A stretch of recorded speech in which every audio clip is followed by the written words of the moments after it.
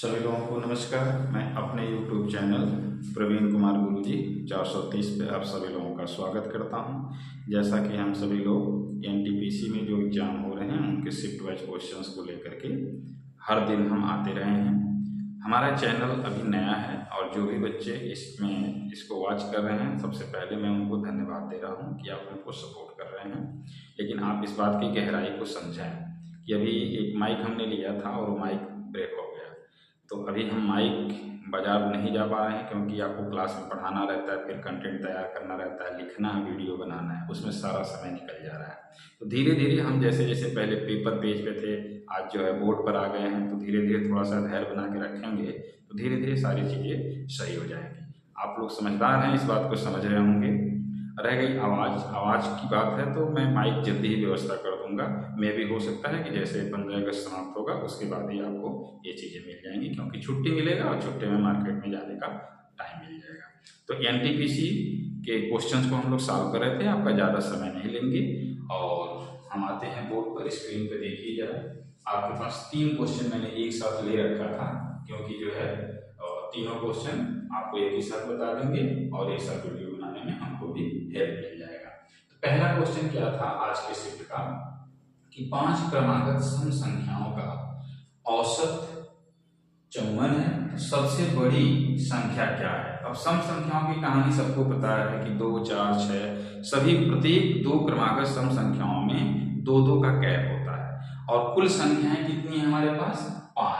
जब भी कोई भी विषम संख्याओं का औसत अगर आपको मालूम हो तो आप ये समझ जाओ कि वही विषम संख्या बीच में रहने वाली है। तो जब वही विषम संख्या अगर बीच में रहने वाली है तो जितना उसका औसत है ये बीच में हो गया और आपसे पूछा गया है सबसे बड़ी संख्या, तो 2 संख्या राइट साइड में होंगी और 2 संख्या लेफ्ट साइड में होंगी। सब जो औसत होगा वो सबसे बीच में होगा। तो अगर आपको सभी संख्या निकालना है तो आप निकाल सकते हो कि भाई इससे 2 घटा दो तो ये 52 हो जाएगा, इससे 2 घटा दो तो ये 50 हो जाएगा, इसमें 2 जोड़ दो तो ये 56 हो जाएगा, इसमें 2 जोड़ दो तो 58 हो जाएगा। तुरंत आपको मिलेगा कि 58 जो है सबसे बड़ी संख्या है, आंसर हो जाएगा। अब आप समझ गए हैं, बड़ी संख्या पूछ रहा है तो हमको लेफ्ट साइड जाना नहीं था, हमको राइट साइड में ही काम हो जा रहा है हमारा राइट साइड जाने से ही, तो आप राइट साइड जा करके और भी समय अपना बचा सकते थे। हमको बताना था कि इस पैटर्न पर कोई और सवाल आ जाए तो उसको भी आप आसानी से सॉल्व कर लें।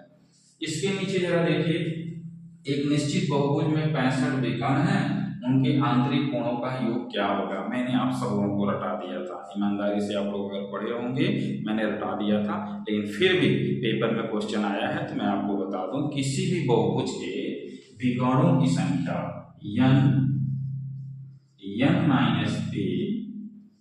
n-2 के बराबर होता है। क्वेश्चन में कह रहा है कि 65 है, तो आप कहेंगे कोई बात नहीं, n-3 की वैल्यू 65 गुना 130। अब मैंने कहा था कि इस क्वेश्चन को करते समय आप इसको द्विघात समीकरण से मत सॉल्व करिए, क्योंकि जो भुजाओं की संख्याएं होती हैं वो कोई ना कोई नेचुरल नंबर होती हैं। अगर वो भुजाएं नेचुरल नंबर हैं तो 2 ऐसा नेचुरल नंबर आपको ढूंढना है जिसमें कितने का अंतर है, 3 का अंतर है। तो आप कहेंगे ठीक है, हम 130 को 2 फैक्टर में कन्वर्ट कर देंगे और 2 फैक्टर में कन्वर्ट करेंगे कितना कितना, एक 13 और एक 10। तुरंत आप कहेंगे कि बड़ी वैल्यू बड़ी के बराबर और छोटी वैल्यू छोटी के बराबर, तो n का मान कितना आ जाएगा 13।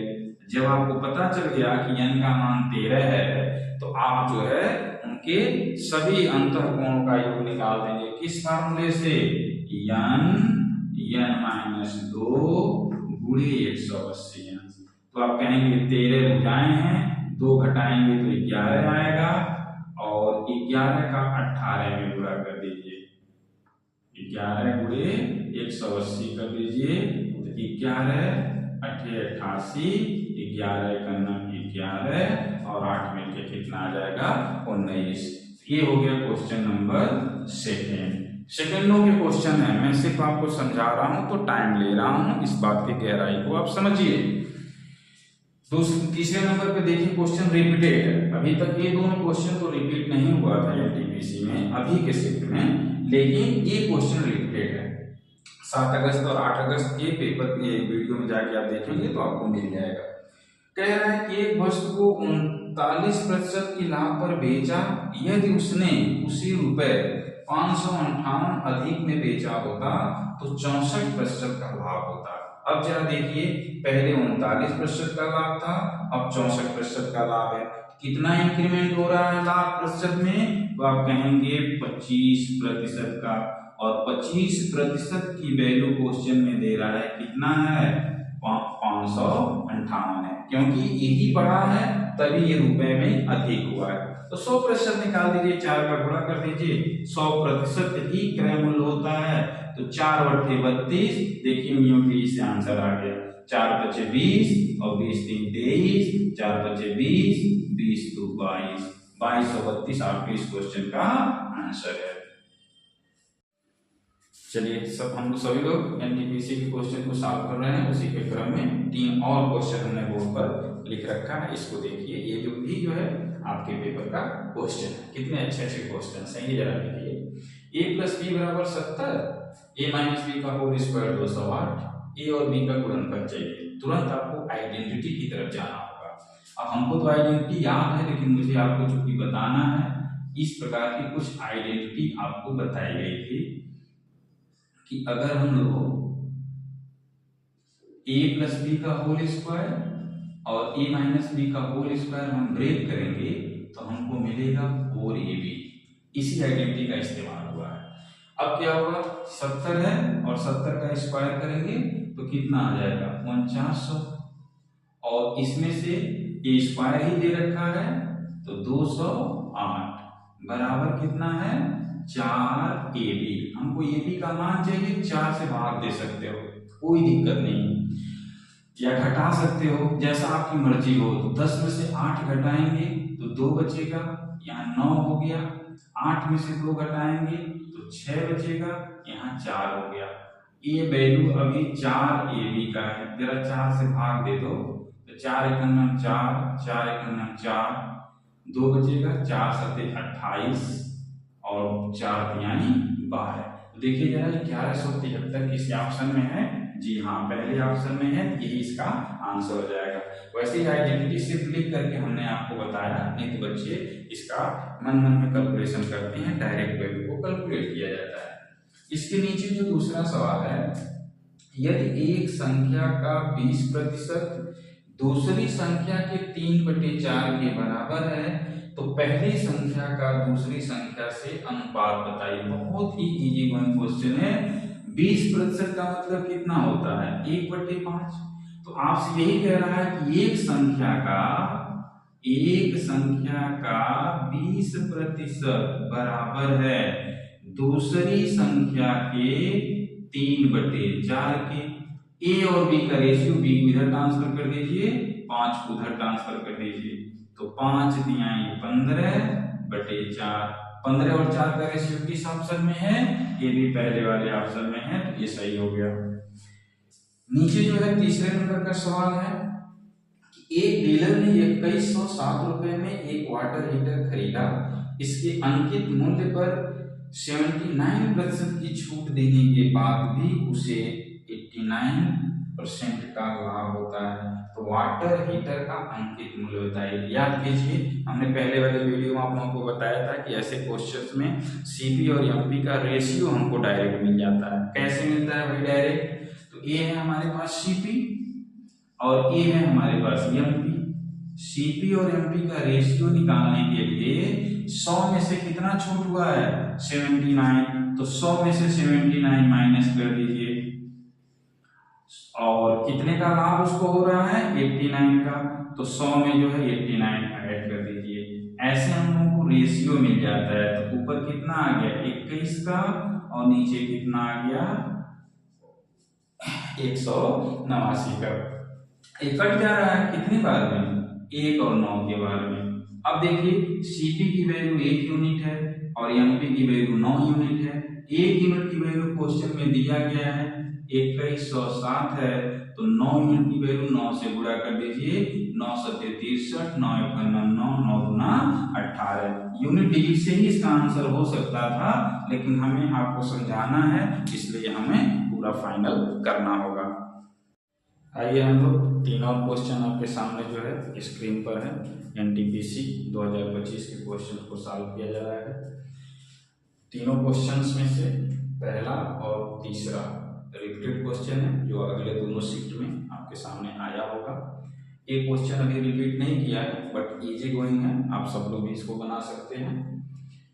क्वेश्चन देखा जाए, 30 छात्रों की एक कक्षा ने एक परीक्षा दी, 12 छात्रों का औसत अंक 70 है और शेष का 64 है, कक्षा का औसत अंक क्या है?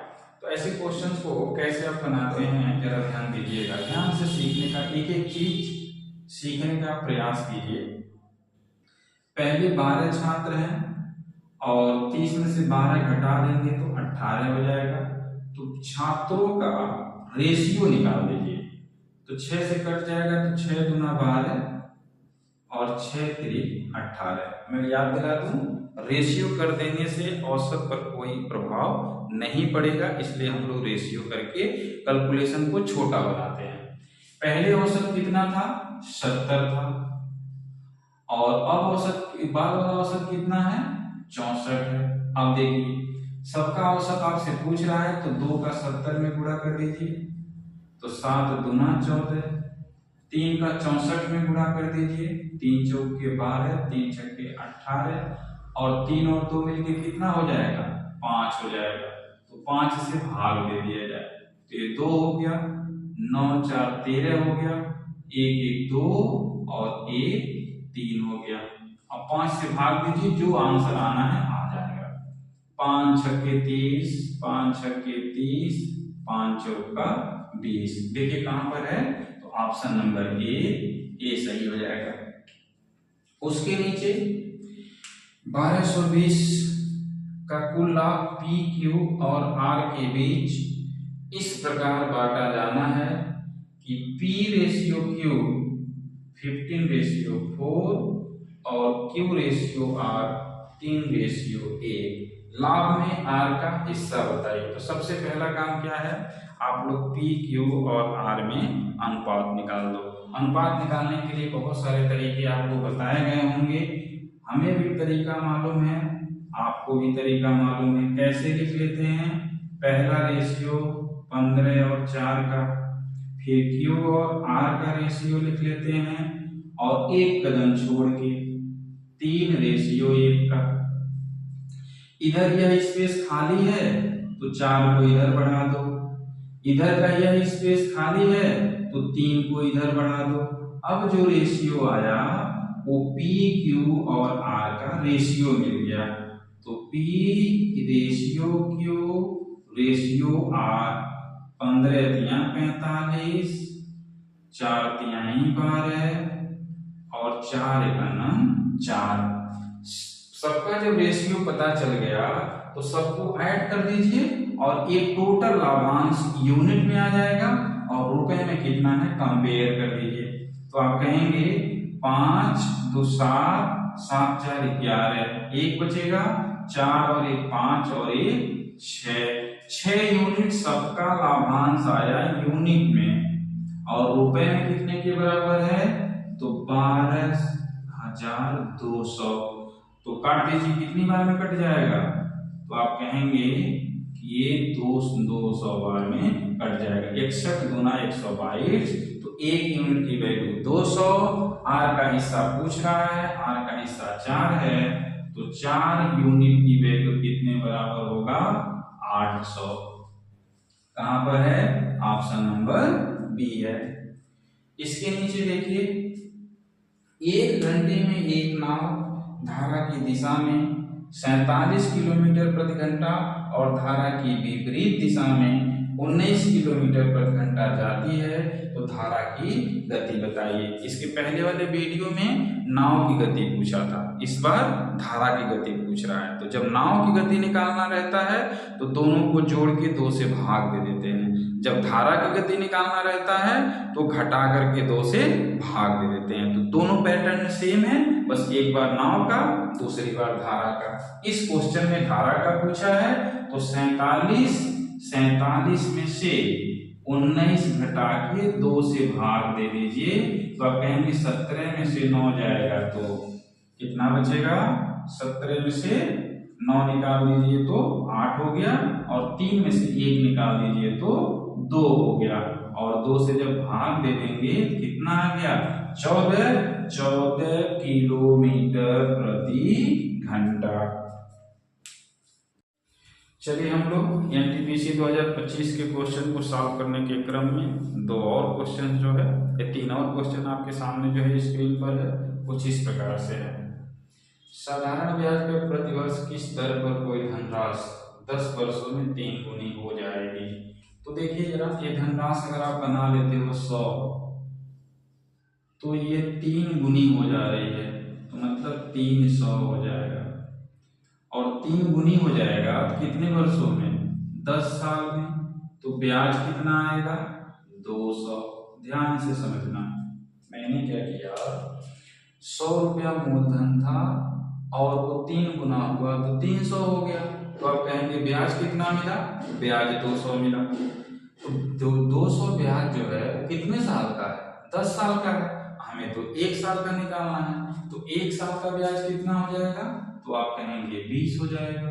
और 100 रुपए का 1 साल पर मिलने वाला ब्याज ही 8% कहलाता है, तो कितना वैल्यू हो गया, 20%। कौन सा ऑप्शन है, ए वाला। आगे बढ़ो, 3 संख्याओं का औसत मालूम है तो सबका सम निकाल लो। 3 चौक के 12, 15 दिया 45 और 1 46। 3 लोगों का औसत था इसलिए हमने 3 का गुणा कर दिया। कह रहा है पहली संख्या दूसरी संख्या की 2 गुनी और दूसरी संख्या तीसरी संख्या की 2 गुनी। तो पहली तीसरी संख्या अगर 1 है तो दूसरी संख्या 2 होगा और तीसरी संख्या 4 होगा, क्योंकि 1 का 2 गुनी दूसरा है, इसका 2 गुनी तीसरा है।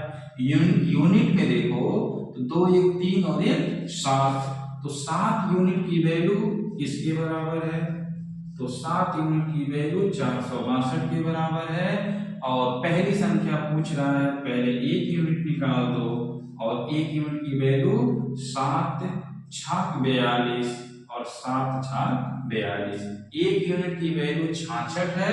क्वेश्चन में कह रहा है 4 यूनिट की वैल्यू बताओ, तो 4 का गुणा कर दो। तो 4 का गुणा करेंगे, 4 छक्के 24, 4 छक्के 24 और 2 26। देखिए 264 कहीं दिया होगा, तो डी वाला ऑप्शन आपका सही है। यदि 6,60,000 की राशि को 1 वर्ष के लिए 2% प्रति वर्ष की दर से अर्धवार्षिक रूप से संयोजित किया जाता है तो चक्रवृद्धि ब्याज बताइए। ये भी क्वेश्चन रिपीटेड है। जब अर्धवार्षिक होगा तो आर क्या हो जाएगा, दुगना हो जाएगा, सॉरी आर क्या हो जाएगा, आधा हो जाएगा, आर आधा हो गया। टाइम कितना हो जाएगा, तो टाइम 2 गुना हो जाएगा। 1 साल था तो 2 साल हो गया। ये बात आपको ध्यान रखना है, कब, जब हाफ ईयरली संयोजित होता है तब। अब देखिए जरा, ये आपके पास अमाउंट है 6,60,000, 1% का मतलब 1/100 होता है। देखिए कैसे हम निकालते हैं, पहले साल 1/100 जब करेंगे आप तो 2 जीरो कट जाएगा, तो पहले साल का 6600, दूसरे साल का भी 1/100 निकालिए तो दूसरे साल का भी 6600। लेकिन दूसरे साल में पहले साल के ब्याज पर भी ब्याज मिलता है, इसका भी 1/100 कीजिए, कितना आ जाएगा, 66 आ जाएगा। सबको जोड़ दीजिए, सबको जोड़ दीजिए। देखिए लास्ट में 6 कहाँ दिखाई दे रहा है, सी नंबर पर, तो 6 सी नंबर पर दिखाई दे रहा है। क्यों, क्योंकि इन तीनों का योग ही CI है, इन तीनों का योग ही चक्रवृद्धि ब्याज है। करेक्ट हुआ, समझ में आया होगा। चलिए हम लोग एनटीपीसी 2025 के 3 और क्वेश्चन आपके सामने जो है स्क्रीन पर कुछ इस प्रकार है। सॉल्यूशन इसका कैसे किया जाए देखिए जरा। 2 का से कॉमन कर लीजिए। सेक स्क्वायर ए माइनस 1 को आप टेन स्क्वायर ए कहते हैं तो रूट गायब हो जाएगा। मतलब हम लोगों के पास इधर जो वैल्यू है 2 cos ए, ये हो जाएगा 6 cos ए और सेक स्क्वायर माइनस 1 टेन ए हो जाएगा। यहाँ देखिए ये ऊपर जाएगा कॉमन होने के बाद और यह इधर आएगा कॉमन होने के बाद, और दोनों का गुणनफल 1 माइनस साइन स्क्वायर ए बनेगा। तो आप कहेंगे कि साइन ए से साइन ए कट गया, 1 प्लस 1 2 होता है, तो 2 छक्के 12 होता है, ए हो गया 12। यहाँ है आपके पास cos ए, यहाँ है आपके पास tan ए, नीचे क्या आया cos स्क्वायर ए। तो आप कहेंगे ये कैंसिल हो गया, आंसर आ गया आपके पास 12 sec ए और tan ए। कहाँ पर है आंसर? ए में है। इसी को आप सही बना देंगे। वैसे जिन लोगों को ये चीजें थोड़ा सा कठिन लगता हो, फार्मूला ना याद हो, वो ट्रिपलेट से कर लेंगे। ट्रिपलेट का क्या मतलब हुआ कि कोई संपूर्ण त्रिभुज बना लो और इस पर ट्रिपलेट कौन है, सबसे पॉपुलर ट्रिपलेट है 3 4 5। यहाँ थीटा करो, साइन ए और cos ए की वैल्यू निकाल करके पुट कर दो। तो साइन ए और cos ए की वैल्यू जब निकाल के पुट करेंगे तो इधर जो सलूशन आएगा, फिर ऑप्शन में भी वैल्यू बारी बारी से पुट करेंगे, तो कोई ना कोई आंसर आपका मैच कर जाएगा। लेकिन मुझे ट्रिपलेट से ज्यादा अच्छा है कि अगर आइडेंटिटी रही कंपटीशन निकालना है तो आइडेंटिटी भी याद रखना पड़ेगा। दोनों मेथड है, उससे आप कर सकते हैं। दूसरा क्वेश्चन है कि जब किसी संख्या के 1/3 में 10 की वृद्धि की जाती है तो परिणाम 65 हो जाता है। तो आप क्या करो, संख्या मान लीजिए 1 है और 1/3 उस संख्या का कितना होगा 1/3। अभी यूनिट हो गया क्योंकि हमने संख्या माना 1 यूनिट और उसका 1/3 1/3 यूनिट में 10 जोड़ने पर कितने के बराबर है 65 के बराबर है। बच्चों ध्यान रखना है ये यूनिट है, इसलिए इसका समेशन इसके साथ नहीं करेंगे, नहीं तो फिर गलत आंसर दे देगा। अब देखिए तो 1/3 यूनिट की वैल्यू किसके बराबर है, तो 1/3 यूनिट की वैल्यू 55 के बराबर है। 10 इधर जाके माइनस हो गया, तो 1 यूनिट की वैल्यू किसके बराबर है, तो 55 का 3 गुना इतना होता है 165। संख्या आपका एक ही यूनिट था, संख्या हमने बना दिया 165। अंकों का योग पूछ रहा है तो 6 और 6 मिलकर कितना हो जाएगा 12 हो जाएगा। इसका डी ऑप्शन सही है। तीसरा क्वेश्चन देखिए, निम्नलिखित में से कौन सी संख्या सबसे बड़ी है जो 59 और 133 को विभाजित करने पर क्रमशः 5 और 7 का शेषफल छोड़ती है। ऐसे क्वेश्चंस को हम सलाह देते हैं कि आप ऑप्शन से बना सकते हो। जरा देखो 18 से इसको काट दो, 18 तिया 54, 5 शेषफल हो गया। अब 18 से इसको काट दो, कितनी बार में 18 छक्के कितना होता है, टेबल भाई याद रखना, देखो मैं भी टेबल भूल गया। 7 और 18 छक्के 6 8 48 और 6 का 6 और 4 10। 18 सत्ते कितना होता है 7 और 8 56 और 7 एक 7 7 5 12 126 होता है। 18 सत्ते 126 और 126 में 7 जोड़ने पर 135 आएगा। तो पहला ही ऑप्शन आपका क्या हो जाएगा सही हो जाएगा। ये थोड़ा सा मिस्टेक हो गया हमसे, हमारे दिमाग में टेबल नहीं आ रहा था इसलिए मल्टीप्लाई करना पड़ा, बट मैथमेटिक्स का ये फंडा है, आना ही चाहिए। चलिए हम लोग 3 और क्वेश्चन जो है आपके सामने जो है स्क्रीन पर है, आप इसे पढ़िए। आनंद ने एक वस्त्र खरीदा है, मरम्मत के खर्च में 127 का व्यय किया, बाद में उसने भरत को 52% लाभ पर बेच दिया। अंततः भरत ने वस्तु को 4788 में बेचा, जिससे उसे 44% की हानि हो गई। अब देखिए इसका सलूशन आप कैसे करेंगे। अगर उसका वस्तु जो है x रुपए में खरीदा हो तो जो खर्च होता है वो उसके क्रय मूल्य में जुड़ जाता है, पहली बात ध्यान रखेंगे। क्रय मूल्य पता चल गया। अब 52% का लाभ था तो ये हो गया 152/100। तो ये जो वैल्यू आई है यह आनंद के लिए एसपी है, ये आनंद के लिए क्या है एसपी है, लेकिन भरत के लिए क्या है ये पूरी वैल्यू सीपी है। अब क्या कर रहा है भरत 44% हान पर बेच दे रहा है। जब 44% हान पे बेच देगा तो 100 में से 44 आप माइनस कर दीजिए तो कितना आ जाएगा 56/100। अब ये टोटल जो वैल्यू आया है वह भरत का एसपी है और भरत का एसपी कितना दिया हुआ है 4788। थोड़ा सा ये कैलकुलेटिव है लेकिन आप कैलकुलेट करेंगे आसानी से तो हो जाएगा। सबसे पहले मैं इसको 4 से काट दे रहा हूँ, 4 एकम 4, 4 एकम 4, बचा कितना 38, 4 9 36, अब बचा कितना 28, 4 सते 28, 4 से इसको काट दीजिए, 4 तिहाई 12, 4 बटे 32। अब किससे कट रहा है ये तो आप इसे काटेंगे तो 19 से कट जाएगा, तो 19 छक्का 114, बचा कितना 5 और 7, 19 तिया 57 और 19 दूना 38।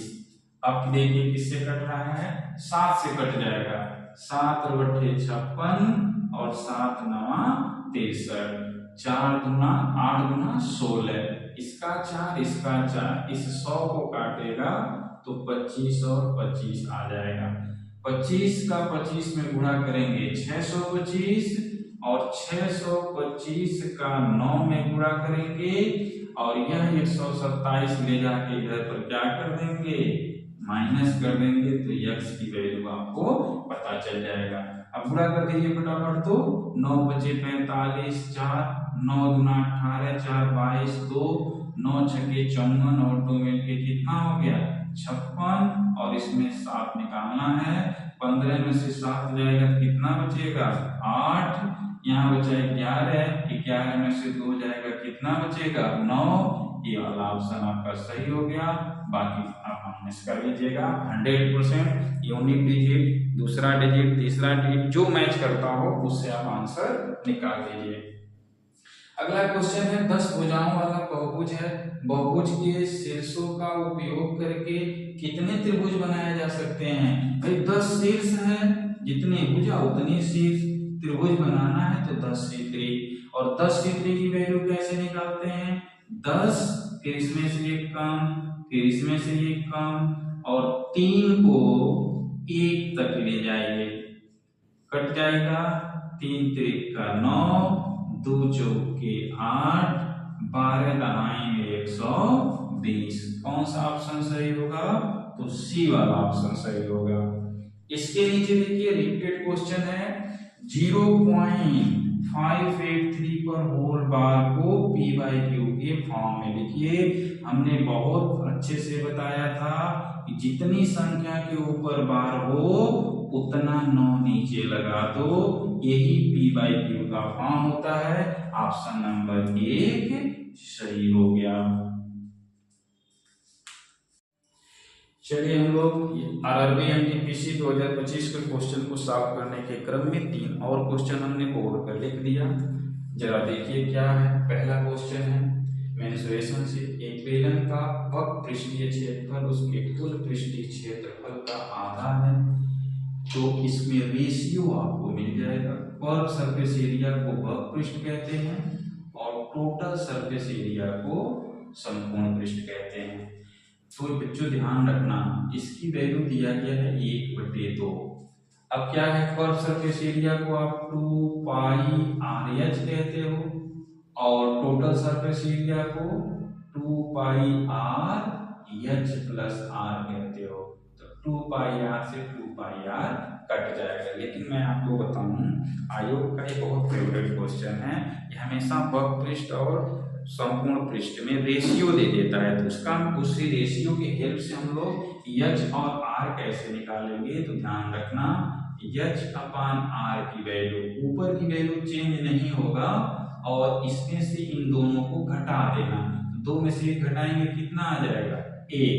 h और r में 1:1 का अनुपात है, h की वैल्यू 53 है तो r की वैल्यू भी 53 होगा। मेरी इस कॉन्सेप्ट को हमेशा याद रखना, बहुत जल्दी क्वेश्चन को क्रैक कर पाएंगे।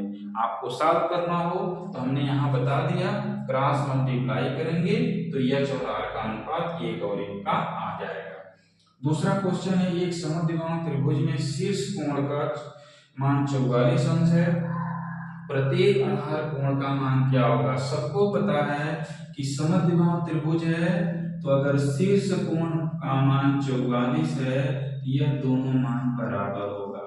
अगर ये दोनों मान बराबर है तो उन दोनों का योग और 44 का योग मिलके 180 अंश होना चाहिए।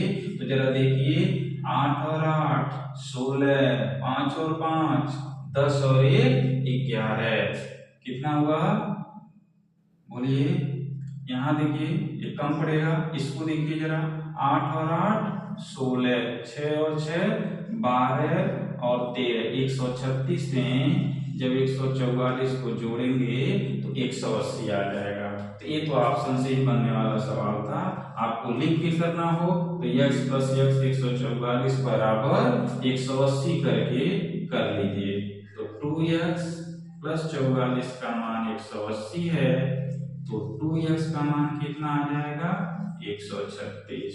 तो x का मान कितना आ जाएगा 2 × 12 और 2 × 16। इसके नीचे जरा देखिए, ये भी क्वेश्चन जो है रिपीटेड है।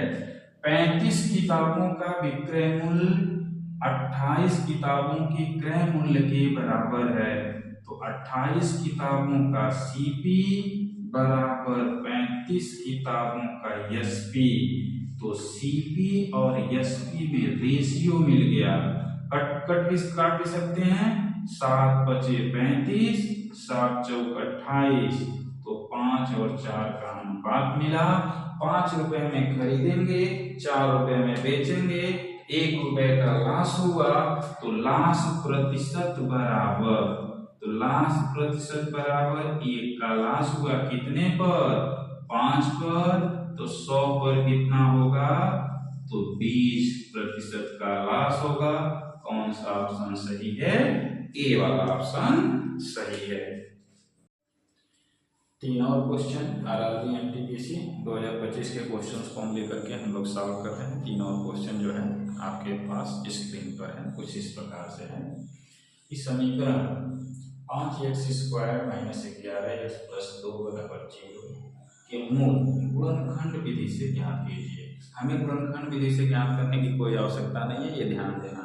आपको पता है कि मूलों का योगफल क्या होता है, तो मूलों का योगफल होता है -b/a। तो 11/5। मूलों का गुणनफल कितना होता है तो c/a। तो c की वैल्यू कितना दिया हुआ है 2 और a की वैल्यू 5। अब मूलों को देखो, कहाँ इनके गुणनफल 2/5 मिल रहे हैं, तो एक b में मिल रहा है और एक a में मिल रहा है। कहाँ दोनों का योग 11/5 हो रहा है, तो 5 दूना 10, 1 11/5। सेकंड लो का सवाल है, ऐसे आपको करना है, उनको कहने दो कि गुणनखंड विधि से, एकेडमिक थोड़ी है। दूसरा क्वेश्चन देखो, x + 1/x = √5। तो x⁴ + 1/x⁴ का मान ज्ञात कीजिए। तो पैटर्न आपको याद है, स्क्वायर करेंगे एक बार, x² + x² की वैल्यू 5 - 2 बराबर कितना 3। एक बार और इसका स्क्वायर करेंगे तो ये 4 हो जाएगा। तो अब की बार वैल्यू का स्क्वायर 3 × 3 = 9 - 2 बराबर 7। कौन सा ऑप्शन सही है, तो ऑप्शन नंबर 1 सही है।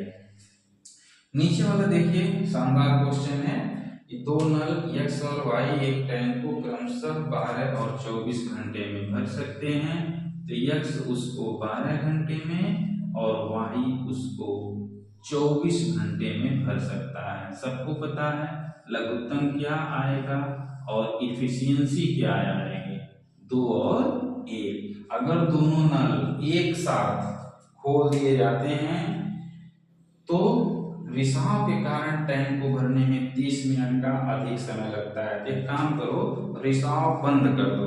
अगर रिसाव है ही नहीं तो दोनों नल को भरने में कितना टाइम लगेगा, तो टाइम निकल जाएगा दोनों नल का। कितना आ जाएगा, 24 भरना था, 3 इफिशियंसी है तो 8 घंटे लगेंगे। और अगर रिसाव है तो आधा घंटा और लगेगा। तो अगर रिसाव है तो आधा घंटा और लगेगा, तो टोटल टाइम कितना लग रहा है, 8.5। आपको पता है कि दो नल हैं, उनका इफिशियंसी कितना है मिलकर के, 3 है। और जो नल खोलेगा, जो रिसाव खोलेगा, उसका भी कुछ इफिशियंसी होगा, तो उसको माइनस कर दो। तो जैसे ही 3 माइनस उसका इफिशियंसी कुछ बना लो, मान लो कि उसका इफिशियंसी कुछ भी बना लो जो आपका मन करता हो, मान लो उसकी इफिशियंसी ई है, रिसाव का इफिशियंसी हो गया। और कितना टोटल टाइम लग रहा था, 8.5। तो कितना भरना होगा, 24। इसका सॉल्यूशन जो कैलकुलेट करेगा जल्दी वही आंसर बताएगा। चलिए हम लोग सॉल्यूशन की तरफ चलते हैं। 3 माइनस ई, और इसको आप लिख देंगे 17/2 बराबर है 24, 48/17। तो 3 माइनस ई की वैल्यू 48/17, इधर ट्रांसफर कर दो तो ई की वैल्यू आ जाए 17×51 माइनस 48/17 बराबर कितना हो गया, ई हो गया। तो कितना आया यहाँ से, 3/17। तो ए इफिशियंसी आ गया हमारा 3/17।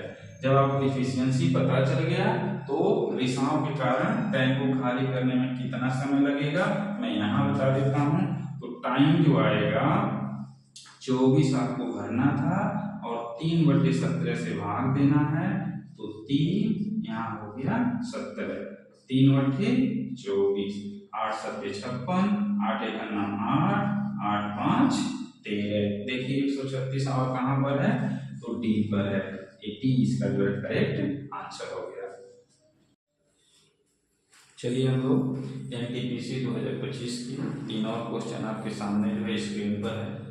पहला क्वेश्चन, 8 पुरुष 15 दिन में एक कार्य को कर सकते हैं जबकि 10 महिला उसे 24 दिन में कर सकती हैं। तो पहले तो आपको पुरुष और महिला का रेशियो मिल जाएगा। 8 पुरुष का 15 दिन का काम बराबर होगा 10 महिला का 24 दिन का काम। अब कैंसिल कीजिए जरा, 8 3 24, 3 5 15 और 5 गुना 10।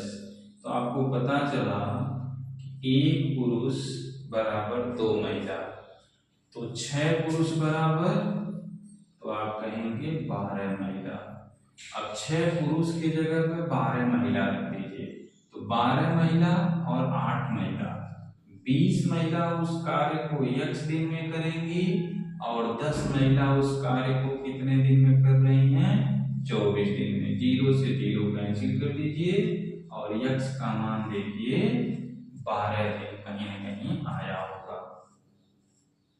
उसके नीचे देखिए जरा, प्रेक्षण दिया हुआ है और बहुलक आपसे पूछा गया है। बहुलक निकालने के लिए हमने कहा कि चारों ऑप्शन में नंबर देखो कौन नंबर सबसे अधिक बार आया है। तो 20 कितनी बार आया है, तो 3 बार आया है। 29 कितनी बार आया है, तो 29 1 बार आया है। 34 कितनी बार आया है, तो 34 भी 1 बार आया है।